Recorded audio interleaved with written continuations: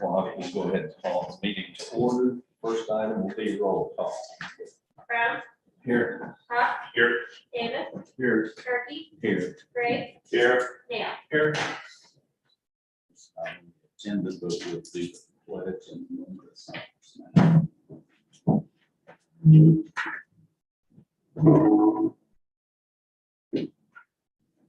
Allegiance to the flag of the United States of America and to the republic for which it stands, one nation, under God, indivisible, with liberty and justice for all. take a moment of silence.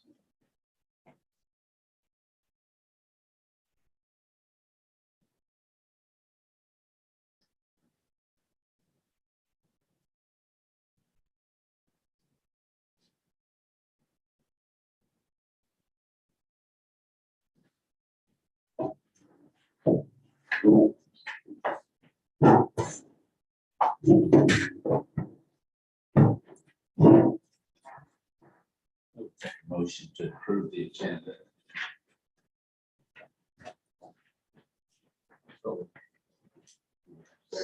All in favor, say aye. Aye. All opposed, same sign. No. We need to amend the agenda to show the pledge at a moment of silence for accuracy. I guess there's no reason, but in the future, could we make sure we It'll be do on that? there, that's just a typo. Well, because that's not an actual item. So, yeah.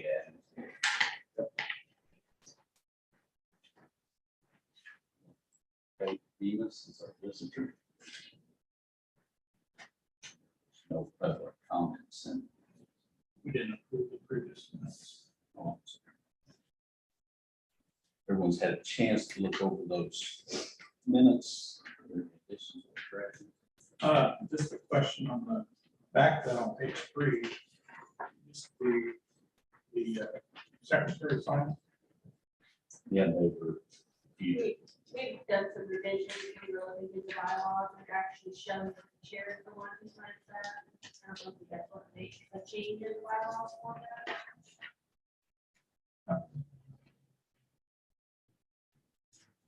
I think there was some confusion between our bylaws and what Robert's rules of orders were showing. And I think that's where it got changed before. And then when we reviewed the bylaws, make the changes to the strategic plan, then it was, it was the chair's one who signed it.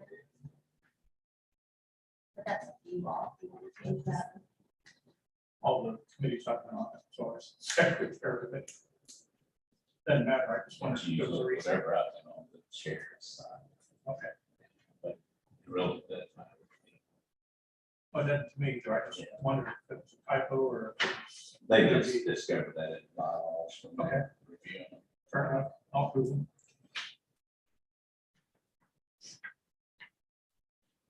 Are there any questions on the previous minutes? If not, they'll stand approved as presented. No public comments sent in. Move on to Officers report, chief's report. We do have Justin Cross with us as well tonight, our division chief of training for anybody who maybe hasn't met him yet. Over on page, well, let's just do the calls for page 4. May, no big surprises whatsoever. 448 total transports for PCAD. The Windsor District had 61 versus no transports of 223 or 230 and then 23 respectively. Status level 0 events, we didn't have any at PCAD. We had 7 down in Windsor. Those were easily covered. It was just shifting a couple trucks around. I don't believe any calls were actually picked up. It was just status management of our vehicles. We did have, let's see, our canceled, invalids, refuse no care needed are all pretty much identical. In fact, the refuse no care needed was 152 again this month as it was last month. So those are hanging right around where I would expect this time of year. Any questions on those? Puts us at 3134 for the year total, Pettis County, and 451 for West. All right, moving on, page 5, nothing to report on major equipment, all we've already been through. We do have one paramedic that was seen non-emergent for evaluation of a bite injury. There was no work loss from the incident. It was just preventative care. Did not go to the ER, went to the clinic the next day. So, let's see. Unit 11. This is the unit that was in the accident out on East 50 Highway. We're looking at it late July, early August. No change on that. We're hoping to be able to look at it when we go out to inspect next week of the AEB unit that is on order. Unit 11 has to be done. All the body work and so forth gets done out in North Carolina. That comes back to Columbia to finish up the decals and all the paint and so forth on the side. They'll do the base coat out there and then they'll put all the weekend stuff back on Columbia. And then it'll be here. So at the earliest, I would imagine it'll probably be early August, maybe hopefully the first week of August before we get back.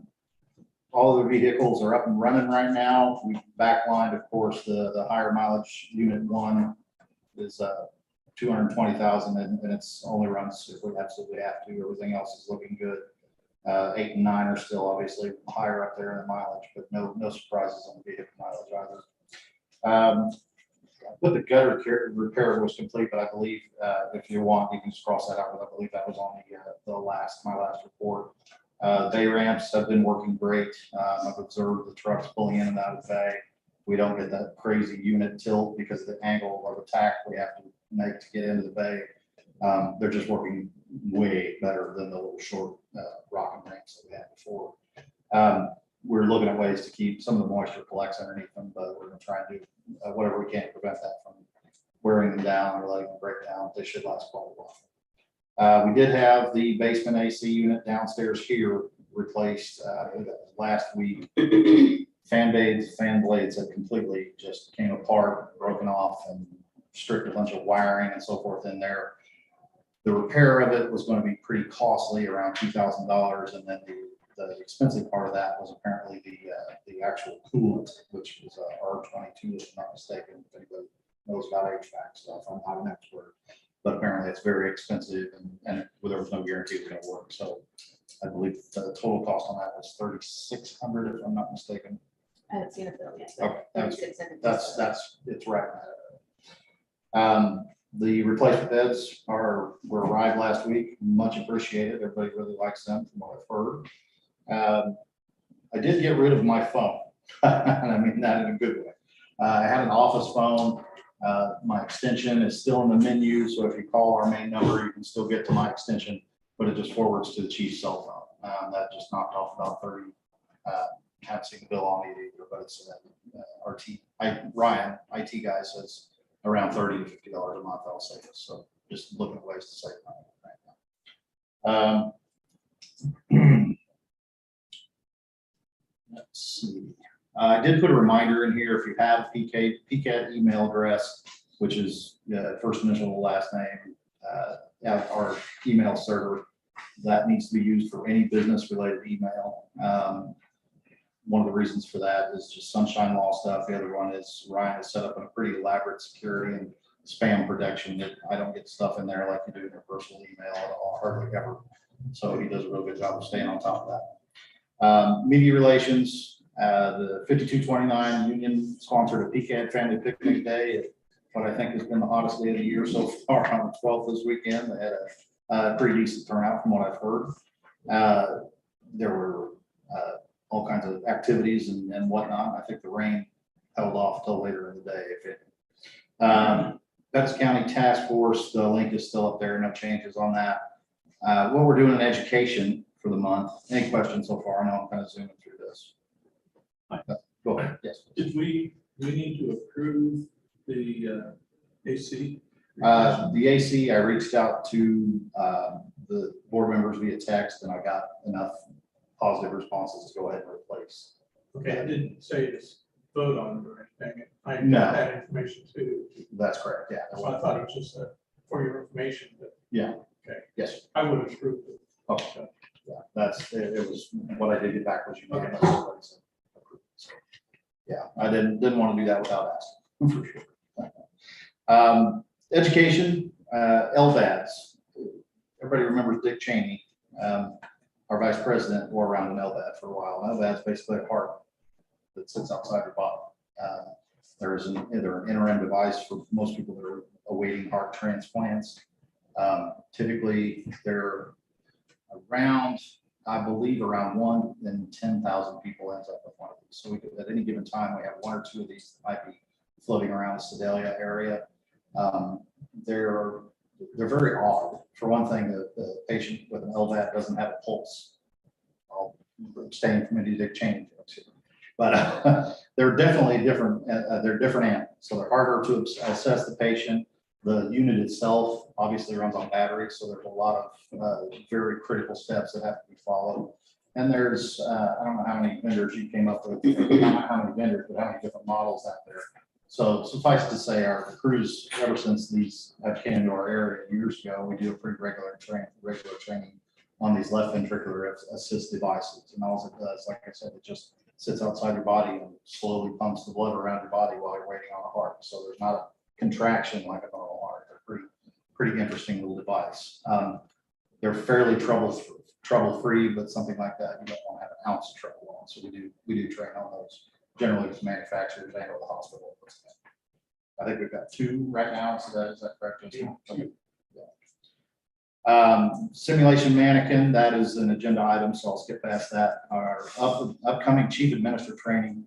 The MAA, the Missouri Ambulance Association, is putting on a free training that kind of mirrors what Roy and I did back in 2017 or 2018 with the ambulance service manager program. It's just a lot less intense. It covers a lot of the same subject matter as far as legal issues, procurement of equipment, building stations, HR matters. It's a really pretty comprehensive list of stuff.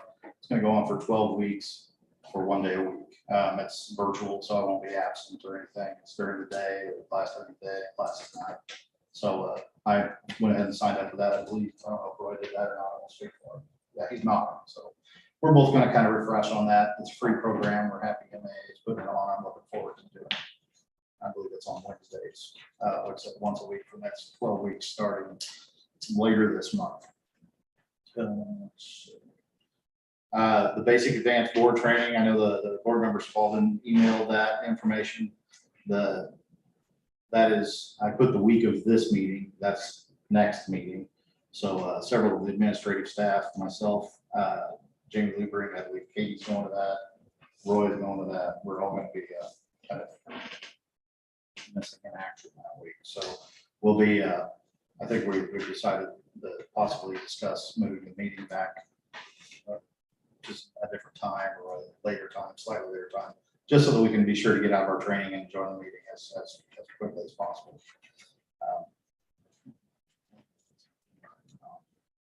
Let's see. When signing up for this training, I found that any board member that does sign up for that training also has to have a FEMA student ID number. Just about anything you do with FEMA, there's a website on there. Anything you do with FEMA as far as instant command system or national instant management system training, that's the training that's required if you want to be reimbursed after a big natural disaster or something. Those are required training ones. To do those, you have to have a FEMA student ID number. It's a real simple process. However, there is some personal information that has to be entered in. I'd be more than happy to help you guys get through that. If you want to call me, I can walk you through it or do it on the phone with you, or I can just send you the links for it. But it is a required item, and it sticks with you forever. It's almost like a social security number. I've been using the same one for 15 years. So it's just a FEMA SID, and you'll need one sooner or later, especially if you're going to serve on the ambulance board for any amount of time or do any kind of FEMA training. The nice thing about that is FEMA has an amazing website with tons of topics, everything from home safety to, like I said, national incident management system. So it's complex or as simple as you want to get. They'll talk about the stuff under your kitchen sink or airplane crashes. So everything in between. It's a neat site if you want to look around. I put the link on there. Let's see, that's it on education aside from the agenda items. No purchase order contracts other than the AC I mentioned earlier. No current or pending issues with 5229. We did advertise a little bit for full-time paramedic positions. We've got several applications for that we're going through right now, so that's kind of ongoing. FMLA updates, we have got one paramedic back who's out for quite some time. We've got, I believe, 2 others out for short-term injuries, nothing work-related, and then a pregnancy. Promotion, demotion, status changes, none fitting. There was a one paramedic separation about 2 weeks ago. And that is the end of my report. There's some closed session items. Questions for Yeah, it's got a couple. Sure. So the bite, was that a animal bite or a patient bite? Human. Not bad, just like I said, maybe pretty much what we did was precautionary. Skin broken. No charges pressed, no bags or anything. But still, The other one, this is more of a personal question. I mean, the FEMA SID ID, I have one at work. Do I need to? nope, you're good. Second. One last week we got to jump through. Yeah. It's not bad. It takes about 5 minutes to do it. It's mainly like any other password you sign up for. You get, the make and model of your first car, whatever kind of password it is. They'll give you the number, store the phone contacts, and keep it forever. any other questions? Now we'll move on to CFO report. It's just bills this time, so the summary, excuse me, on page 7, and the details on pages 8 through 12. I did want to point out the RLI surety, that is the bond for board members. We talked about that a couple times, so that is the bond for you guys. Any questions on any of those? I have one, Jan. Sure. On the maps.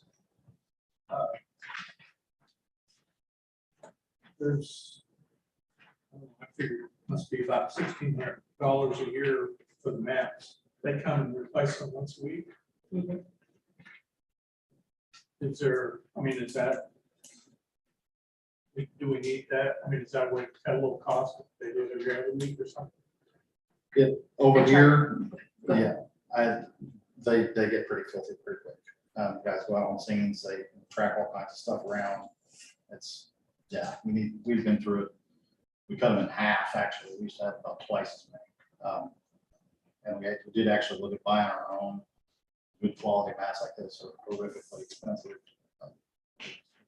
Yeah, Cost effective. I used it in the restaurant, and they Yeah. changed them, once a week. Yeah. At the entrances, That's because people come in with wet shoes or something, they maybe slip or. I just wondered, that seemed like quite a bit. Then the cleaning supplies, those are, looks like it's a constant full of cleaning supplies. Would that be sanitation things or? go ahead. You can take this one. Go ahead. So, Centos is the group that's, you can say that. yeah, Okay.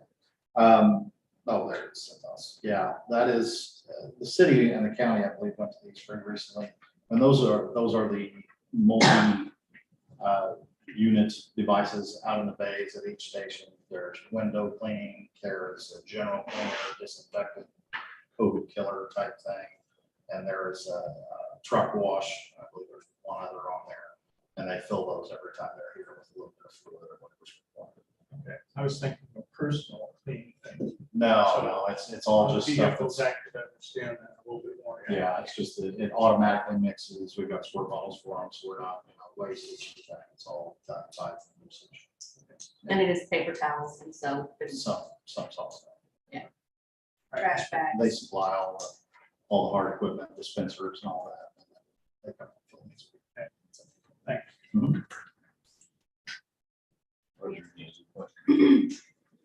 Yeah.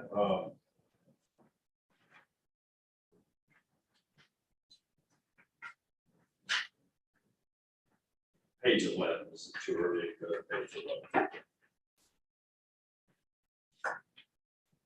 Explain to me what is a PCAD coin? They're challenge coins. So, we want to explain that. Is it an award of some sort? Yes. And is it truly? Why did we order 2 batches of the same instead of 1 total? So they're 2 different coins. Okay, I'm with you. So one is an inter-service coin, and I think the other one was resuscitation. I believe that's correct. Those are in fact challenge coins. So is this like a year supply or a 5-year supply? or It's 10-year quite a few of them, supply? I'm not sure. Yeah, it's 100 I coins think because, Roy actually looked at those. What was it, how many was the coin? It's 100. I don't know, I think it's 100. but Yeah, it's 100. I would say it's 500. Yeah. it's- When we don't give them out all the time, so it's 20 bucks a piece there. Okay. Yeah. so they're actually $7 a piece, but then the die charge is 240. And that's part of it. I think to get 50 coins was only like $100 cheaper. So we went ahead and got 100. Okay. Because you got to pay that die charge no matter how many. So Is it something we're just starting or something we've been? We've been doing it about, I could be wrong on this, I want to say it's been about maybe 2 years ago, we started up the program. And it's for, like I said, employee recognitions, board members got one. I can bring some over. Yes, yes, yeah, I think one time we had the COVID ones as well for everybody that suffered through that. And the ones- Okay, thank you. There you go, page 10, the audit objective. that's a work comp adjustment. Yeah, it's basically for COVID days when we pay. Because we don't pay work comp on COVID pay. So that's what we're adjusting that. Question? Now we'll take a motion to approve payment of outstanding bills. Do we have a second? All in favor, say aye. All opposed, same sign. I forgot to mention the credit card statement was here. If you guys have any questions on On page 15, that. what is a JP custom leather work? That's a uniform item. That's what that was. I think it was a, radio strap. Okay.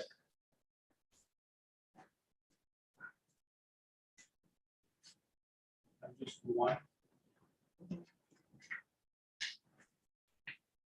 That was one.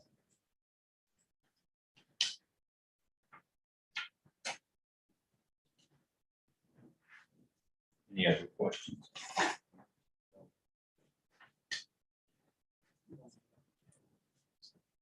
We'll move on to unfinished business, the highway TT rehab bid.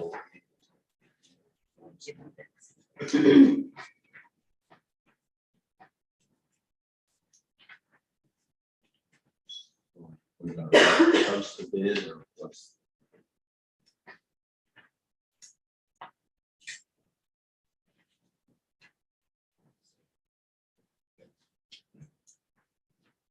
I'm trying to.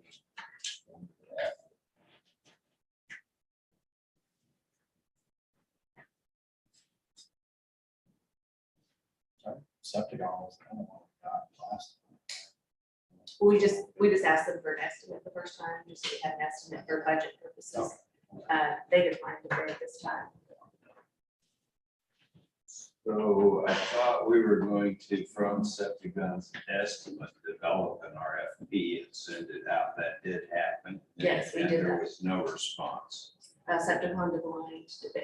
They But sent us there an was email. no other vendors respond. Isn't that interesting?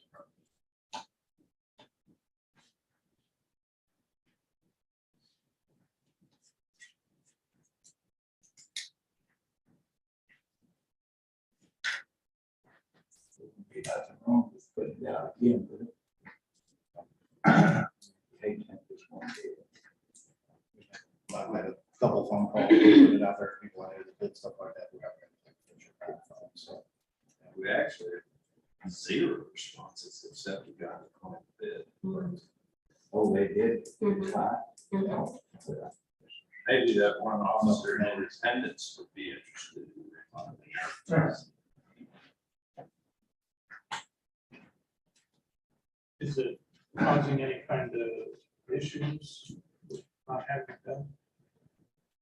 Other than the way it's set up out there is you've got 2 bedrooms, 3 beds in each bedroom, there's a bathroom in each bedroom. There's no Jack and Jill bathrooms or anything set up. So depending on the makeup of the crews, whether it's, lopsided male to female, you might have 3 people in one room and 1 person in another. We've never ran any real issues with that at this point. We are having some problems with the radio activating the lights on the page. That's been kind of an ongoing problem since we've transitioned radio types over the years. We've been trying to get that fixed. That's all I think report on that later. We have more information. But as far as the actual makeup of the room, it's causing real issues. Did the RFP have a date limit To them, for submission, but for completion? no. Mike, I think we ought to send it out again, and if we extend the length of time, there's somebody maybe that's overwhelmed now that's gonna be looking for work later. Might respond. Is there any chances of being done in-house? You gotta do some of that. Yeah, what we've done pretty much is just, none of the structural walls or anything like that, but the biggest issue out there is the wiring, electricity, that's all gonna have to be redone. I don't know as far as the bathroom. I have to look at the bid spec right now to tell you. I think it's beyond our scope. We can certainly help, we can certainly do some of it, but it's gonna be fairly minor stuff. Let's float it again. Try to publicize it a little bit more, maybe drop one off at Lowe's, and drop one off at Menards where the contractors are. See if we can come up with somebody. We'll blast it out there a little louder than we did last time. We don't get so many Yeah. people on those bid days. Till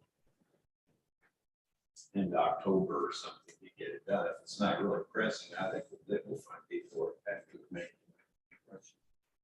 There was no deadline for job completion, it was just to return the bid. just to us. so, I don't think we got a reason from stepping down. I can speculate about that. That's Too busy. That's kind of, I think the size of some of the projects is, In my business, Kind of everybody's humping their weeded behind out. it. Yeah, it's weeded out some of the smaller projects for completion right now, but like I said, maybe later in the year.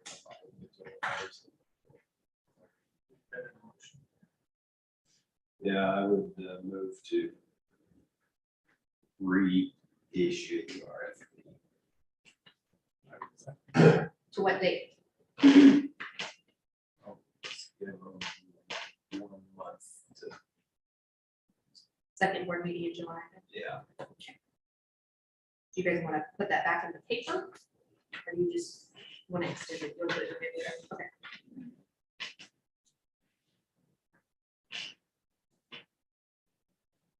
Motion second to resubmit the RFP for discussion. If not, all in favor, say aye. Aye. All opposed, same sign. Treasury has investment. The last board meeting, you guys voted to invest $350,000 for 12 months in treasury notes. And then we talked about investing the next $245,000 that we redeemed out of the CD for 6 months. So on page 16, there is the treasury notes with the different maturity dates. There's 6 months, 7 months, 8 months, 9 months. And the return on those investments. So the 6 month one is 1.59%. And then it just goes up from there. 7 months, 8 months, 9 months. So 9 months is the top one. It goes down backwards. The bottom one is the 6 month.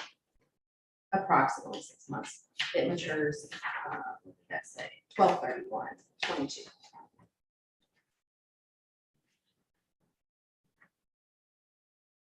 And both those CDs have been redeemed. The first Treasury note's been purchased.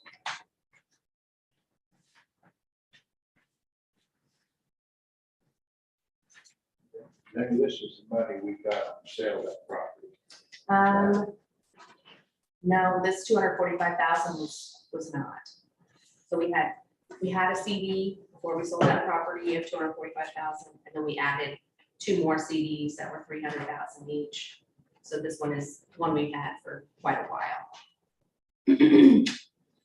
So what do we do for money from it, from the CD, or from the sale of that property? It was in the 2 CDs. It was in two. Yeah. So we had 3 total. We still have 1. 2 of them have been redeemed. One is due, I want to say in September, is the maturity date on that.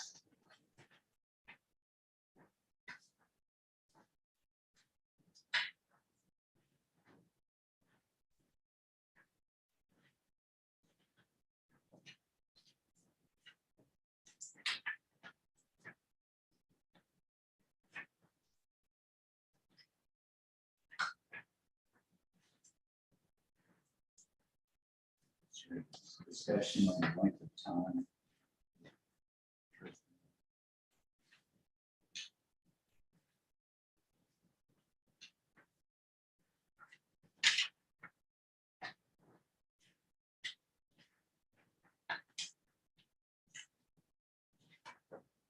It's expected that the Fed is gonna jump about 75 points. 0.75 rate increase percent.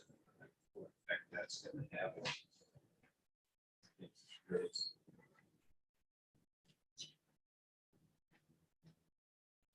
Bond funds are gonna start going up. There's a prudent to wait. You know, sort of stuff's forward looking, right? People are expecting it, it's already priced in.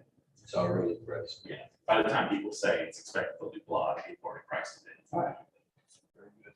Well, the next factor, so I think it's smart to stagger. Yeah. The ladder.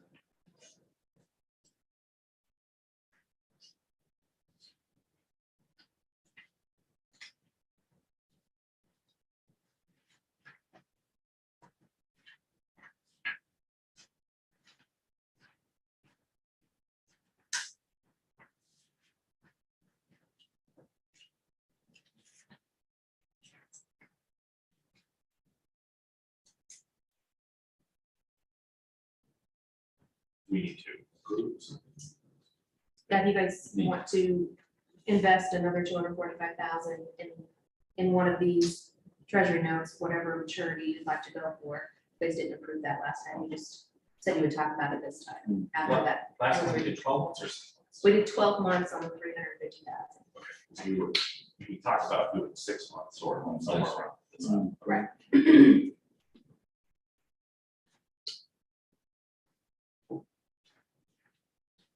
Motion that we do it for 6 months. All in. Second. Is there any further discussion? 245,000. All in favor, say aye. Aye. All opposed, same sign. Patient simulator.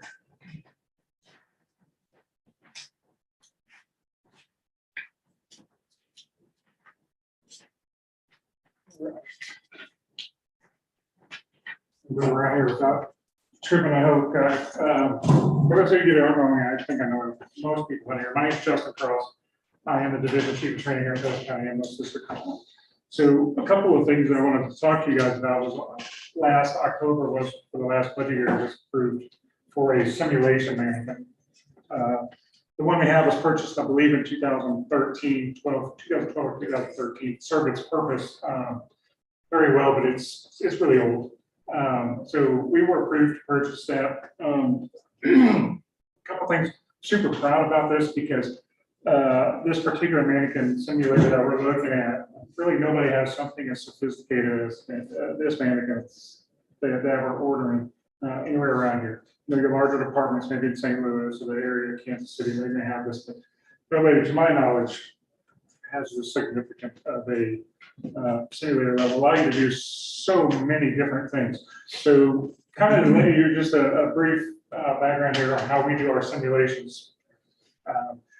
Simulations are very important, right? It's a good way to acquire skills, knowledge, instead of having just like an apprentice type thing, right? Just throw you out there to learn as you go. We're able to do that in a controlled setting. If we have mistakes, we want them to happen here, not out there. So that being said, the more realistic that we can create an environment in here in a training scenario, the better it's going to benefit everyone. So I got a little slide, so I don't want to take up all your guys' time, but I think it's important that you guys see the management at the beginning and to see all of the things that it really does do. I'm going to share my screen here really quick.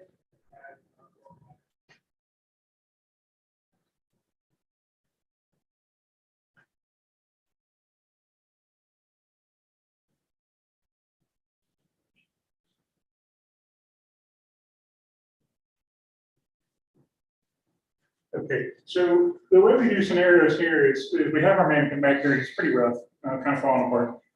One of the biggest challenges that we have with doing any scenarios is making it realistic. It's really a piece of plastic that sits here. So when I give our employees scenarios and say this is what you have, it's really hard to create that environment being realistic, right? Because the person that is running the scenario has to give all the feedback. They have to say, well, your patient is silent or blue, right, not breathing well. You can't really see that. You just have to hear it. Okay, so they feedback to me, well, this is what I want to do. Okay, well, then this changes this. So it's not really realistic. It's more of a kind of oral talking back and forth. There are some skills that we were able to do on the older mannequin that we have. The intubation we were able to do, which is putting the tube down into the lungs to breathe for you. We were able to do CPR on it. We were able to do a couple other things related. Trauma was really limited, right? There was no feedback from it. So whatever we performed on the mannequin kind of had to rely on me to tell them if it was improving or getting worse or whatever. So that's going to change with this, and I'll talk to you about that here in just a second. But I think it's important for you guys to also know and kind of understand what we're getting and how much of a benefit it's going to be. It's important to me. It should be important to everyone. The mannequin we're getting is called the HAL S1000. This is what it's going to look like. And all the functions on here is what we're looking at, with the possibility of hopefully adding one more function here. So it is a full body simulator. Means it's arms, legs, torso, all that good stuff, head. It has an internal rechargeable battery that lasts for over 5 hours. Okay, it is completely wireless and it's completely tetherless. So we could be running a scenario out here, and I can be in another room, basically putting all the stuff in that makes the mannequin do all these wonderful features that it does.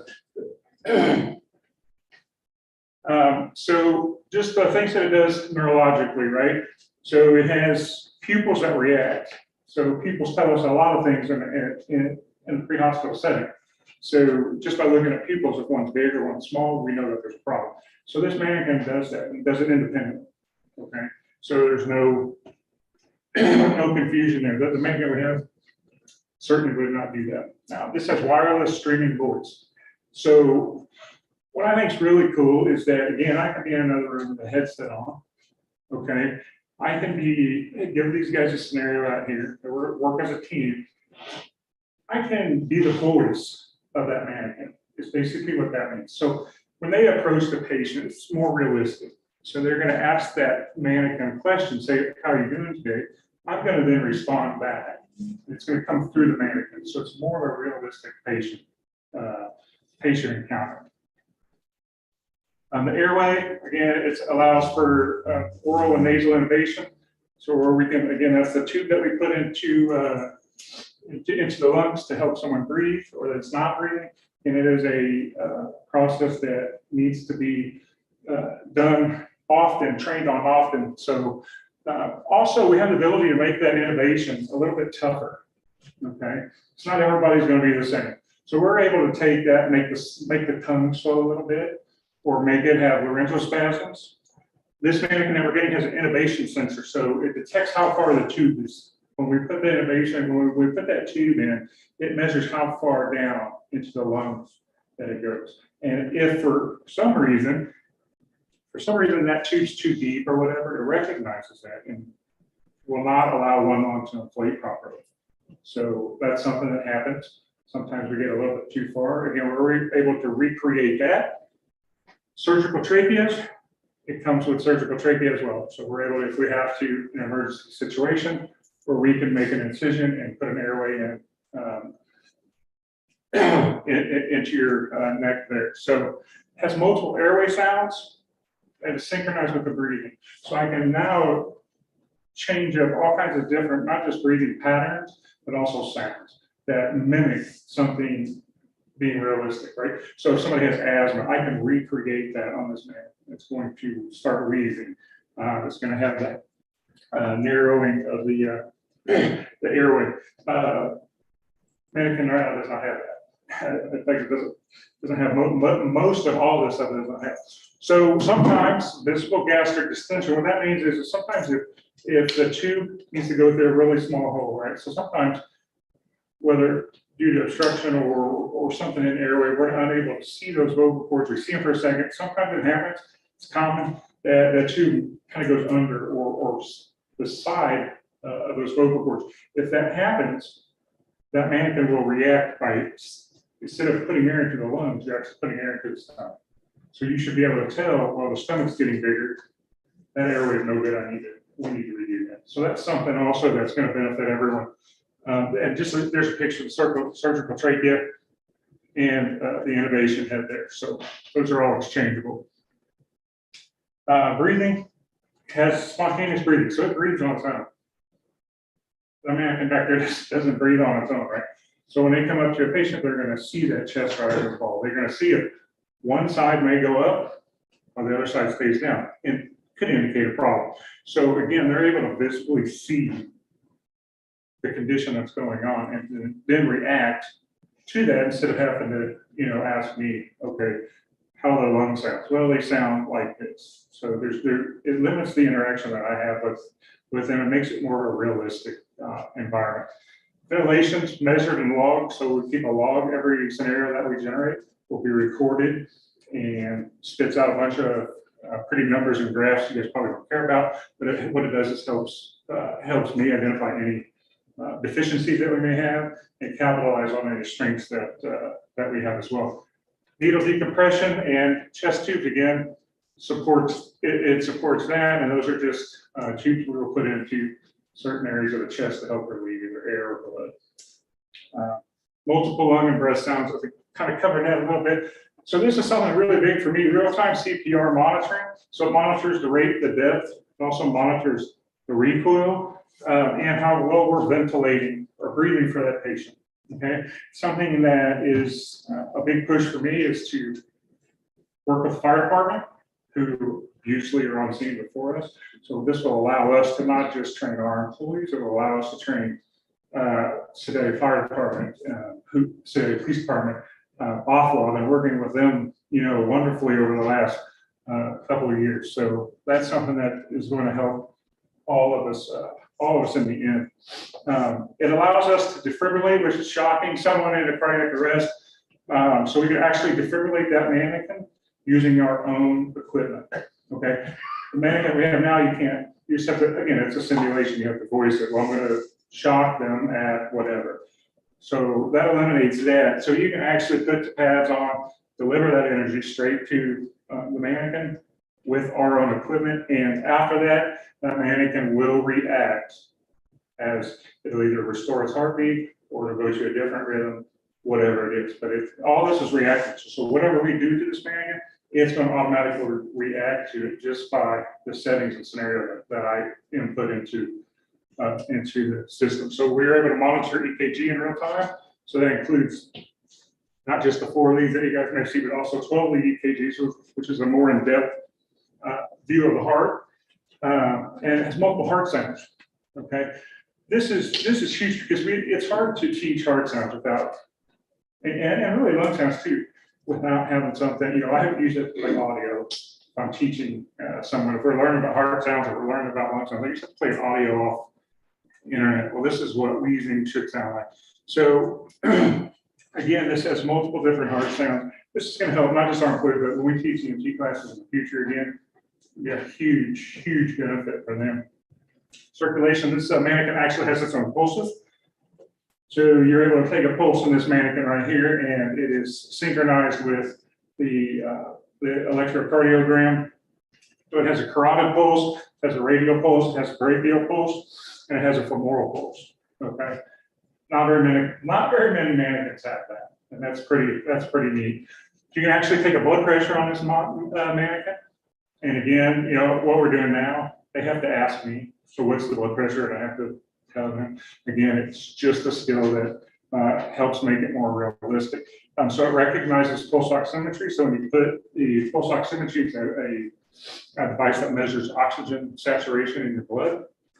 It detects that and automatically pops up a figure on the monitor. Okay. Has bilateral IV training arms, so you can start IVs. Also, and I can remember, Eric probably too, back when I was in paramedic school, I practiced on oranges when I gave subcutaneous or IM injections. I mean, that's why we had oranges. So again, just another tool. Also has intraosseous access, which is just a different type of IV in a bone, usually in the leg or the arm. Okay. Sometimes we can't get IVs because people's veins aren't the greatest, so we resort to what we call IO or intraosseous. Gastrointestinal, yeah. So detects that esophageal innovation, like I talked about earlier. Again, has the visible gastric distension and also programmable vowel sounds. So again, vowel sounds are hard to teach if you don't have something to listen to, which this mannequin really does it all. So this is the option I'm going to talk to you guys about. We're going to kind of get into numbers here in just a second. So thankfully, when we got this approved, it was for $17,000. Is that right, Jerry? So $17,000. So what I did not know at the time was it was my goal is to purchase the mannequin with a lot of these features, and as time went on, we would add on to them. You know, maybe next year we would get another option, or the year after that. That was my goal.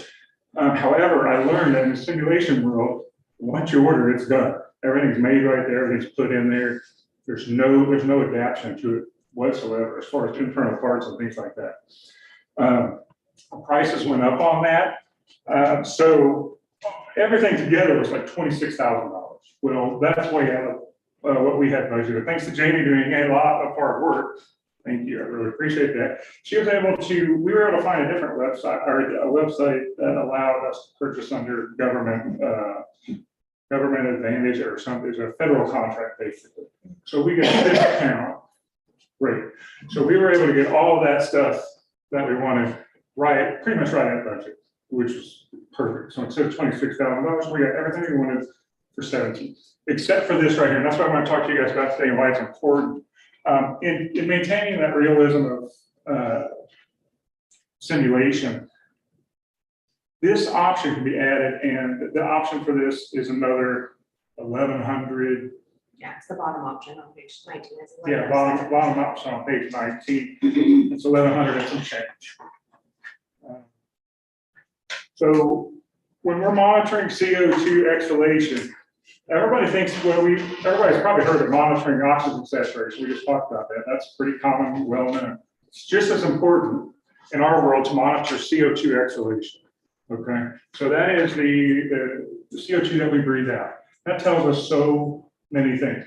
It's the gold standard now in confirming our endotracheal tube innovations, the tube that we put into the lungs. It's the gold standard in confirming that we're in the right spot. Okay, it's been going on for 50 years, and in the hospital anesthesiology, things of that nature, and we've really moved to that in the last 10, 15 years. Like, really, what does CO2 tell us? Exhale CO2 tells us so much. It could tell us if we need to speed up our ventilation. Okay, on a patient that may have a head injury. So we're trying to keep that inside or CO2 at a certain number. That's our goal, okay, to reduce intracranial pressure. Again, it tells us if we're doing good CPR, okay, if we're doing good CPR, we got good CO2.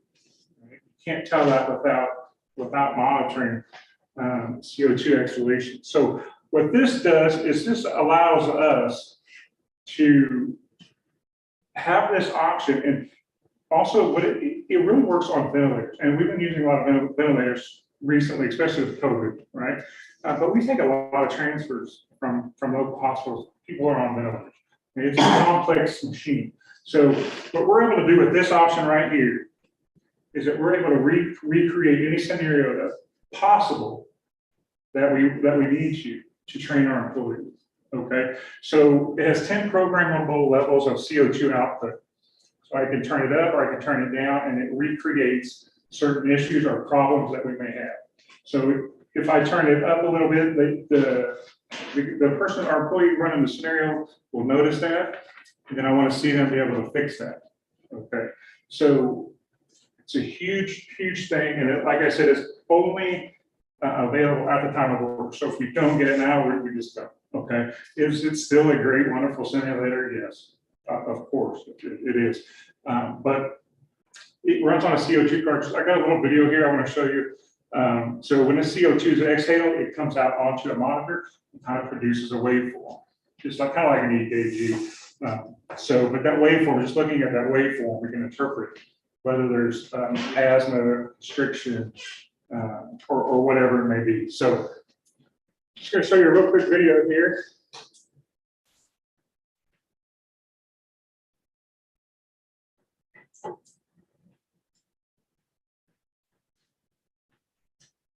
Right.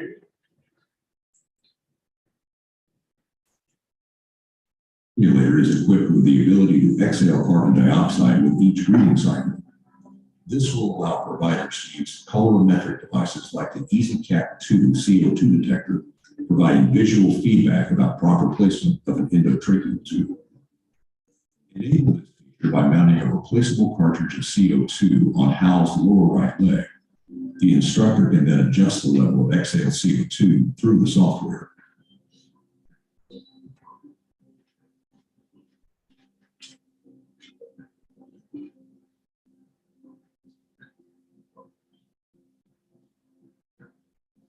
HAL accommodates assisted ventilation, including BVM and mechanical support.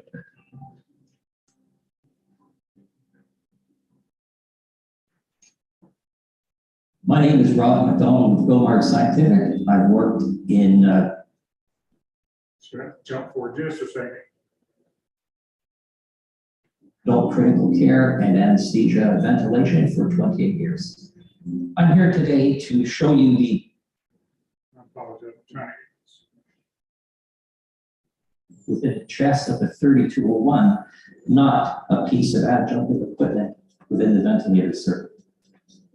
Now I'll give an overview of the different features and capabilities of the dynamic lung model on the HAL 3201. HAL has variable resistance and compliance settings. With the resistance settings, we have 10 different levels.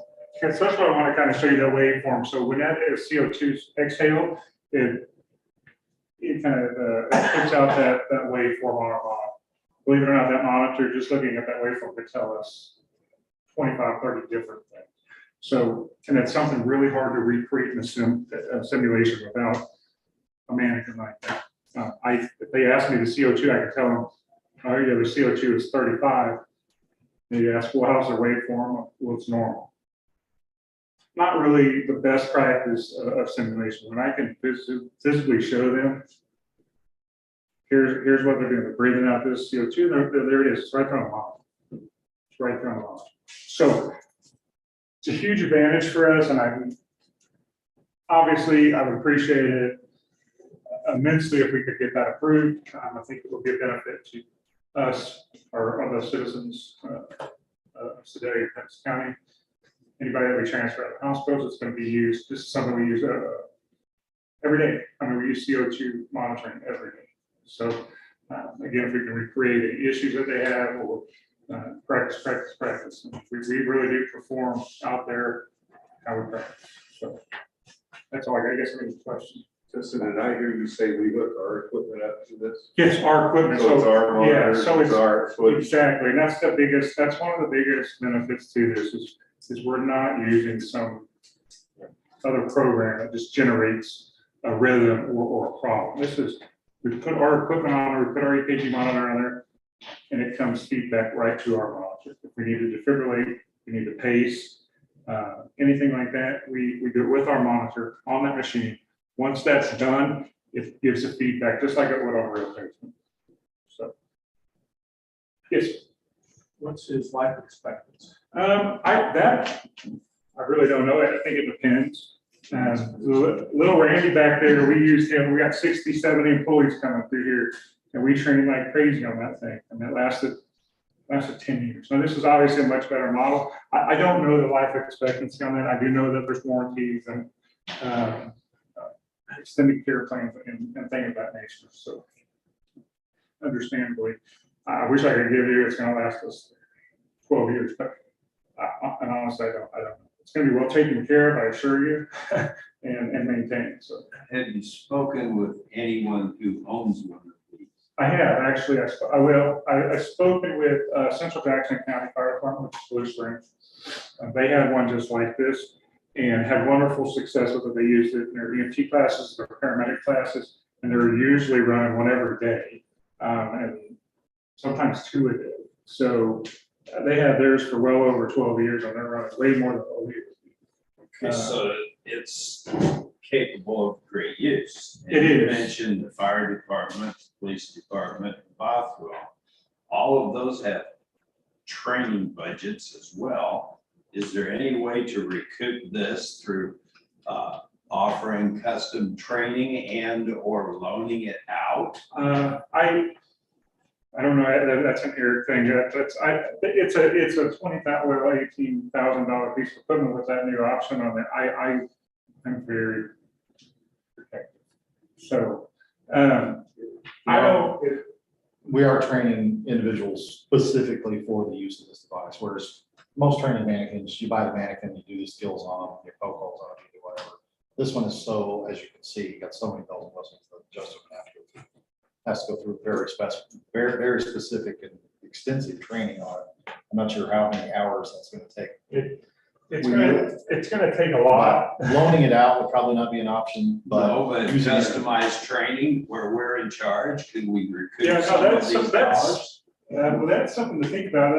And cooperative training is what my goal is, because we all work with fire department, we all work with police department, we all work with hospital. I've never thought of a monetary recuperation. I've never thought about that. To me, it's just about improving patient care and confidence. So I have not thought about that I option. understand it, but we all use the joint communications and everybody pays it. Right, the classes that we already teach and charge for, such as BHTLS, any of the external classes that we teach, all the way from CPR, which is probably the simplest function of this, Right. to any advanced airway classes. Those might not be too readily taught, or other alphabet soup classes, PHTLS, ACLS, Pediatric Advanced Life Support. I know I'm throwing out a bunch of acronyms, but nonetheless, all of those classes will benefit from this, and those are all classes that we can charge for. Right. So Well, that's there is a kind of an indirect defer the Right. cost of this as Right. opposed to right. buying this out here and then Yeah. putting all that money elsewhere. Now, I will tell you this, Justin's given us a lot of examples of what this thing will do, and I'll try and summarize in about 30 seconds. Intubation is the most invasive, most critically important skill that a paramedic does, period, bar none. It is also the one that's easiest to mess up. This thing has every capability to give us the feedback we need to know we're doing it right and to keep us out of hot water. The horror stories in EMS, as well as even hospitals, circle around innovations gone awry, and you just can't get that with any other thing. That entitled CO2, the add-on, it's $1,100, but it's kind of to me, that's an insurance policy. Entitled CO2 is an immediate reaction that just, it tells you whether or not there's metabolism, whether or not someone's alive, literally. We've used it pretty comprehensively for the past, well, in most of my career, but it wasn't really widely accepted in EMS, so we're kind of cutting edge device here, even though, yes, the COT cartridge is just like the one you're. I'm not challenging the value. Sure, I just want to put out there the How we monetary can value. recoup the best we I can. think, I guess that's what I was getting at, the monetary value is more of an insurance policy in my mind. But there are other classes that we do give and do charge for that would absolutely take advantage of this. So, Are there ongoing expenses, heat materials that you need to? The only ongoing expense that we would incur would be the CO2 cartridge that provides the CO2, and those are, you get them at a bike shop, like 40 of them for $25 or so. So it's minimal. Yeah, it is minimum. And your extended warranty. Right, Or and your software maintenance. well, right. And this comes with a laptop, it comes with all the software, the licensing, everything that you would need to get going, so. most of the parts that get damaged on these are soft tissue type things, and you just, the gel, you just replace the trachea or the airway, like I said, the rest of it's all computer based. It would seem it would greatly enhance the options of training that we could offer. It's fantastic. It If absolutely. the nearest one's in Jackson County, I would think there would be a demand for surrounding ambulance districts to come and you could guard your own. Well, I think that, right, and I think that's what Eric kind of touched on, is we offer all these alphabet classes, PHTLS, AMLS, geriatric education, and we offer that to everybody around, all the surrounding counties. So they can sign up and they come here, and since they're paying for that training, and that's gonna help, recruit some of that. So Jamie, where do those dollars from the past end up going back into the budget then? Do we have into our training fund? Is that where this money is coming from? We don't really have a training fund. We just have a general fund for everything. We could separate that stream and build. We could, Track it the anyway. board's chose not to do that so far, but, I mean, we already have in the budget 17,000 for the simulator. So basically the ask is to be able to add this additional piece to increase what the cost is for the simulator. So the total cost there, shipping's estimated, I think it was 500 or something is what you got last time. But 18,684.84 is the estimated total, and 17,000 is budgeted, so. We have an education budget in the hospital too, and we separate it out separate. And a lot of times, we just finish our budget, you go through and you say, oh, this is a negative expense. Well, we offset the price for that course goes, the money that comes in, so you usually come out ahead on, on the education materials and things like that, because you have a credit balance. So we take in more money than what we spend on the materials. We So do not. it's easy to We do track. not, generally, But I unless we mean, have an EMT class, because Right. we're You paying spend- for all of our staff's training.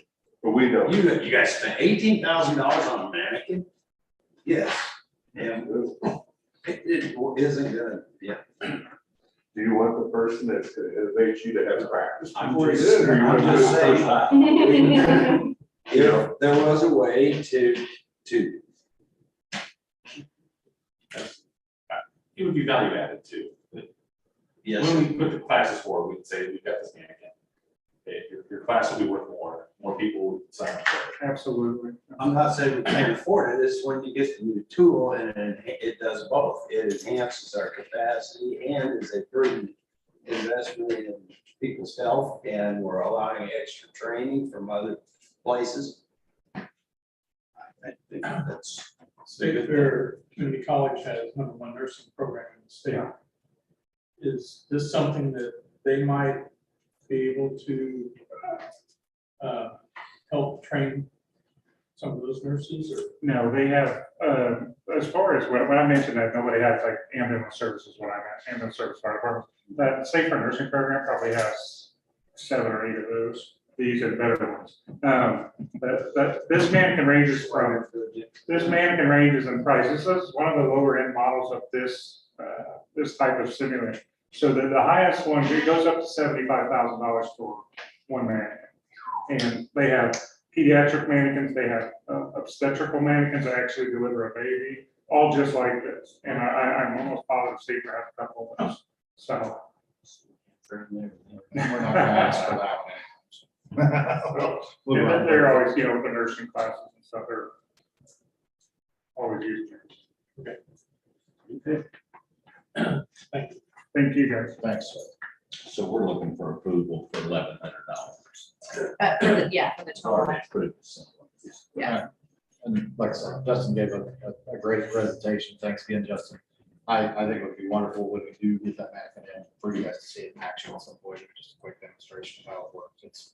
They're pretty amazing. It's about $1,700. Difference, 1684.84 is the difference. Yeah, yeah. Is there a motion to approve?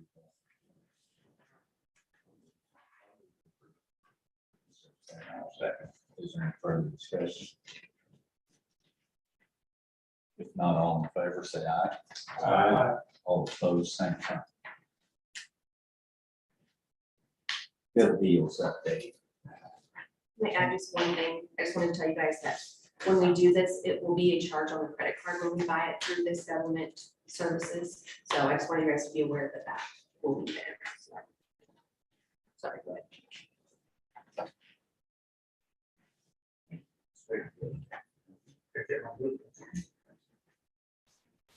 Is there a Gov Deals update? Yes. Yes, so took me a little bit to get over here because we have the option set up for our stand at the end if we want to continue our visiting. So it looks like, quote me on this, I want to make sure we got the right number, but it looks like they sold for $32.50. I'm good to look good. 15.25 this morning and just about 10 till this meeting, it jumped up to $32.50. So we're gonna wait and see, we get paid on that, get those picked up, and then we'll be good to go. We originally posted for 3,500. 200 to begin with, and then we dropped the price, and we started the bid at, I believe it was $100. and it ended up-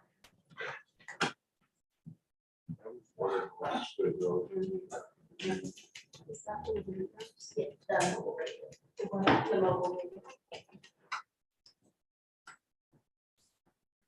Move on to Ordinance 2022-02, amending the bylaws. That was the changes for the strategic plan.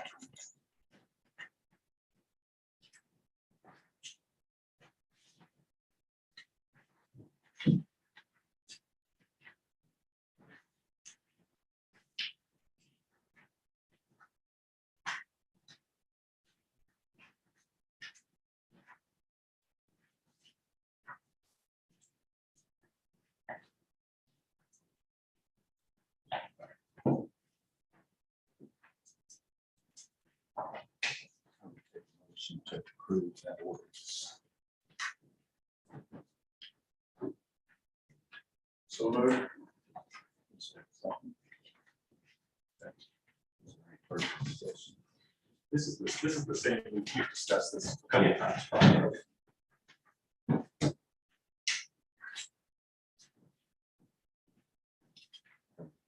Any questions?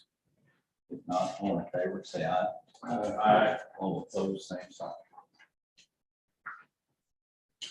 FTO position. Right on the heels of the strategic plan. One of the parts in the strategic plan was to increase the field training officers per shift. Ideally, what we want to have is 2 per shift. Right now we have 1 essentially. We're missing 1 and had been for several months because of the FMLA issue. So we do have someone serving in that role as an interim on that shift. As we increase our training needs, which are, I don't even know how many fold that is, but we're talking about in services, daily in services. CQI is probably the cornerstone of any PCAD clinical area. CQI, continuous quality improvement, is done at Pettis County EMS District like no other service that I'm aware of in the state of Missouri, which means we do 100%. Most people do a sample rate of calls. We actually go through every single call. Now, there's times when we don't make that 100% quota, but that's always been our goal for very long. The only other place I've ever experienced that is on flight service, where you run all critical calls or something, where we look at everything. We look at our big risk areas like patient refusal and our other big risk clinical areas like patients Justin was just talking about, high acuity patients.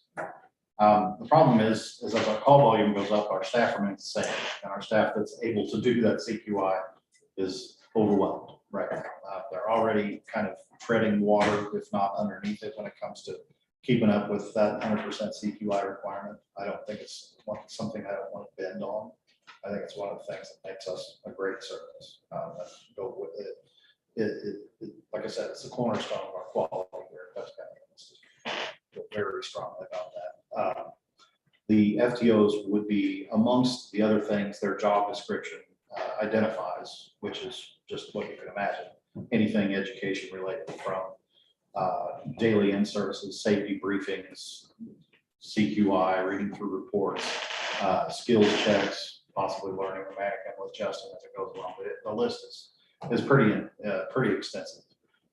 What the ask is that we go ahead and open up those 3 additional spots. Like I said, we have 3 FTOs at this time. One of them's out on FMLA being served by an interim who's done an amazing job. He was actually our in here, Dustin Hubbard. But we'd like to go ahead and open up those positions officially. The cost through the end of the year for doing that, the stipend for it is 80 cents an hour. It's not an extraordinary raise, but we do put a pretty heavy load on our shoulders with CQI alone. It takes up pretty much every moment of downtime they would have during a shift. Otherwise, spent watching television or getting prepared for a call in some other way. Their faces in a computer looking at calls and making sure everybody's doing what they're supposed to do. So it's a very busy job. We can keep them busy, and it would be worth the value, I think. It would be valuable to have it in place, I should say. The cost of that for those 3 individuals for the rest of the year, I think, was this from today or just July? It's just 6 months. It's just 6 months. So we're looking at $4,600. That's for all 3 of them. That's not each. So around $1,500 each would be the cost of that 80 cents per hour stipend once you factor in overtime, etc. As it's part of our strategic plan, I really could use them now. I like the board's approval to go ahead and fill those positions with that stipend. But currently, these are current employees. They still run calls. They're already existing paramedics. It's just that one job responsibility on top of it. That's what that's about. So do you ask for people to put in for those jobs? We open it up for applicants. They go through an interview process with Cross, Roy Pettis, and myself. Pretty much everybody in the command staff is going to have a part of this. The FTO as a part of an organization is the first person, the flavor, if you will. You walk in the door, that's who shapes your entire culture at the organization, is that FTO, because they get all the new hires. They arrive with new hires. They also get interns that come in from outside to do clinical services here, which includes Johnson County Fire Protection District, Warsaw students, Warrensburg students with Johnson County. Pretty much all of that requires an FTO. The other benefit from it is we're spread out. If we were all centralized, it'd be a little less of an issue, but even the CQI is enough to keep them busy. But being spread out prevents us from having an FTO at each station where they are needed at each station. I don't think we need one at all stations right now, but it would be a very big benefit if we had one at Station 2 at this time, or East Station on 50. If we had one out there, who we could send, if we get more than one student, more than one new hire at a time. Right now, it's the cupcake. Whoever gets the new person, and the other one's just kind of stuck in a way. So it'd be very helpful to the administrator to be able to run those positions. Where are the FTOs now? Justin? So we have the interim FTO right now is Dustin Hubbard. On A shift, our B shift FTO is Chris Bogus, and our C shift FTO is Jared Kelly. And then the one that's out. Oh, Kevin Cord is the one that's currently out. on that one. So one thing I want to touch on also, Eric mentioned that we hire more than, that happens a lot of the time, right? We fill a need. So we can hire more than one person at a time So if two people and their only availability is to orientate on the same day, again, you get one FTO who I personally train. Okay, I train all of our FTOs to protocols for how to act, all that stuff. I train these FTOs for. That's how we put them in that position. So again, they're the first people that you hire Steve when they come in that door, and I want that to be as perfect as we can. So if I have two people, I can't, two people get hired at the same time, I can't do that. It's not equal. Another issue that we have is sometimes our FTOs rotate throughout each station. So if I have a new hire that comes in, they can only, give us a specific day that they can come in and work. My FTOs in Windsor, I either create a scheduling nightmare for Roy and say, I need this guy down here, at least either at TT or Station 1, because we have a new employee coming, or comes down here to training and we leave Windsor short, at an ambulance. So just something that would benefit, I think everyone.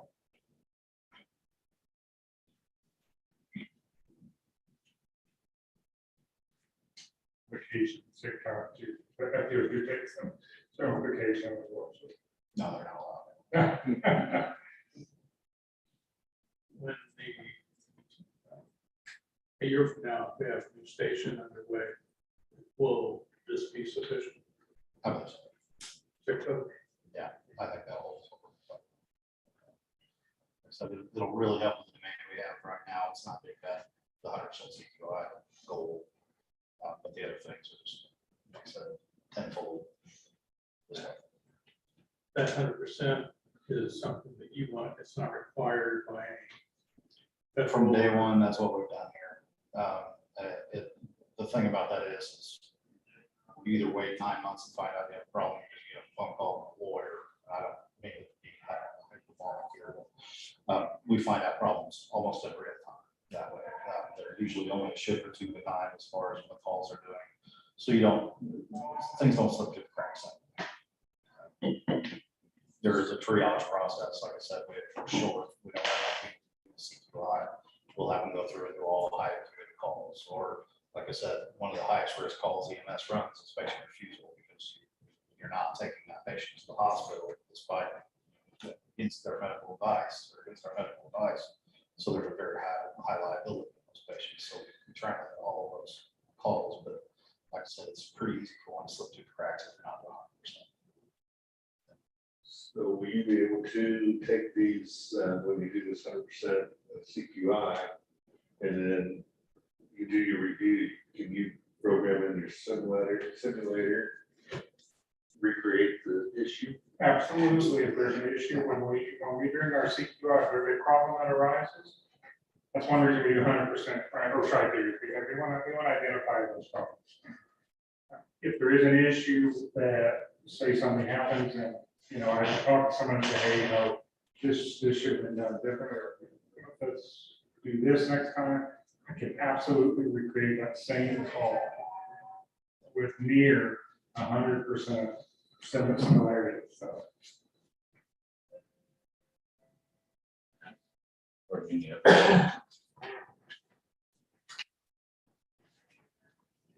Is there a motion to approve those conditions?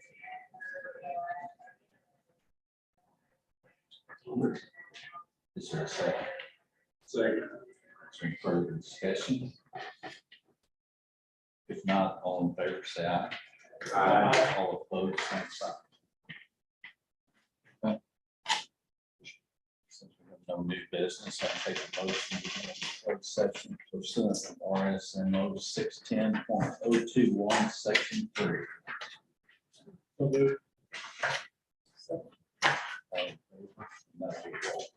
Brown, Yes. Cox. Yep.